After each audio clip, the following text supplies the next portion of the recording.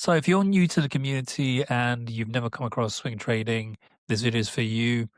And also, even if you know what swing trading is, just a quick example here of how we operate in the community and the type of swing trading we do. And also the difference between swing trading and day trading, so you actually understand the difference here. The first thing that I want to do is just quickly type here, swing trading, right, is usually higher time frames. So if you're looking at this chart here, you'll see that it's the daily chart, 24-hour, higher time frames. You're looking for moves that are a few days to a few weeks, okay? And then you're also looking for larger percentages, okay? So here, the idea is you're going to get good R multiples plus larger percentages. And another reason why we do swing trading is if you have a job, or if you have if you have a business of some sort, you probably don't have time to trade all day. So you can place a trade on these higher time frames and then let that trade develop over the course of a few days and a few weeks. And you can easily manage it at the end of the day, or maybe a couple of times a day when you're checking the charts. So on open or just before closing, you can check the charts. So you basically are a medium term trader, which gives you more freedom, okay? More time to yourself than spending in front of the chart. Day traders, on the other hand, shorter time frames, and they can move all the way down to the 5 or 15 minutes, as you can see here on what I have saved. Shorter time frames, they tend to close. I know a lot of traders out there say that they're day traders and they hold positions overnight. Day traders should, in theory, close positions at the end of the day, okay? So they don't let them run. And then finally, they are looking for decent R multiples, but the percentage gain is smaller. And then they're all about short term, so quick gains. So above swing trading, we also have investors, okay? Position traders. This is position traders. And you could say these are investors, okay? What they do is they look at the weekly, the monthly charts, and they want to be holding for weeks to months and even years, okay? I think you're getting the point here. Where we're positioned is between the two. And the beauty of this is the time freedom, but then the additional element here is sometimes some swing trades that you find can end up becoming what we call asymmetrical trades, meaning that they can have risk multiples of 1 to 10 or more because they run into a position trade and we can hold them for longer. That could be a couple months, okay, depending on the trade and how the market reacts. So this is why I trade. Just these two reasons, the freedom, the asymmetrical returns, are the two reasons why I do swing trading, and the reason why we do swing trading here in the community, being able to have a job, have other things that we're doing, and the freedom when we're trading as well to make some money in the markets. Okay, this is the difference. Now, when we look at this chart, how do we swing trade? Okay, very quickly here, quick summary. If we create some structure, we'll be able to see how we swing trade, okay? So what we're really looking for is we're looking for patterns in price action, and there are other factors in terms of timing here, but patterns in structure that if we break out of those zones, where do we go?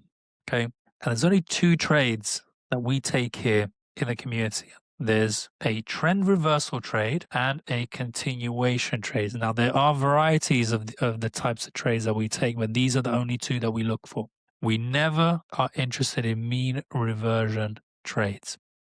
Okay, very, very simple rules to keep us focused. So in this situation, the trend is downwards. We have a downwards trend. So we are now looking for a reversal trade. The reversal usually happens on a breakout And it depends on how quickly you can enter these levels. But for example, with some trades, I'll probably time it a little bit earlier, around here, okay, at the midpoint of, let's say, this channel, or maybe because of other factors I'm looking at, I'll time around this level, and we would enter around here. Let's say you didn't do that and you waited for the full structure to break out, you would have entered around this zone here, okay? That is your trend reversal trade,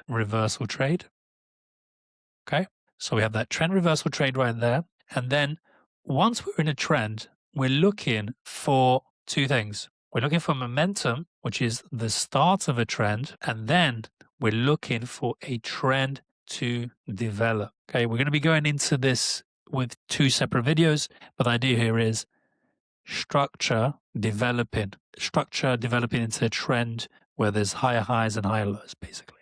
Okay, when you're going along, right? So we're looking for these two things here. So when we look at this chart, there is that trend reversal trade here, and then we have a structure which trends. Now that structure breaks approximately around on this level. So in this move, as a swing trader, we were able to trade from the 7th of May 2025 to the 4th of August, 44% before the structure and the trend ended. Okay, the momentum ended. This is all momentum moving upwards here, and that's it. Okay.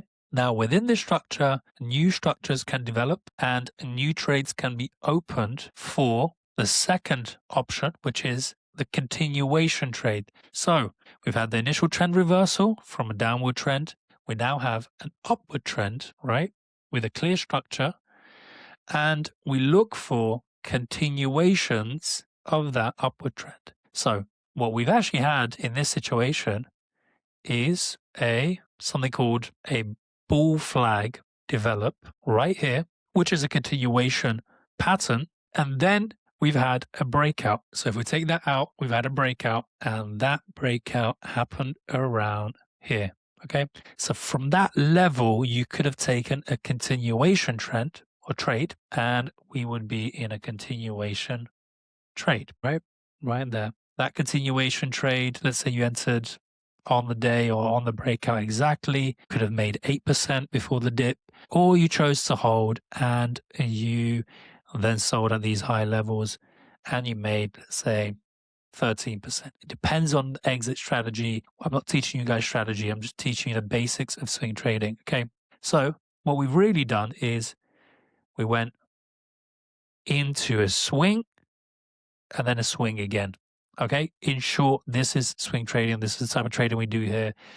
And what I provide you guys with opportunities to trade every day with my watch list and market analysis and everything else within the community. So that was a short video just to explain to you guys what we do here in TrendHunters. The idea is we're looking for significant moves to swing and to ride the trend. So as you can see here, these are trending moves. These are the periods. They're not really trending moves. They're complicated, volatile, and provide you guys with a lot of fake outs. So it's all about timing these perfect opportunities to make the most out of the market and of course, minimize risk. So understanding swing trading and what it is the foundation to many ideas and opportunities that we provide here in Trend Hunters. Inside the community, we analyze markets, identify opportunities, and show you guys how these principles are applied to real trading decisions.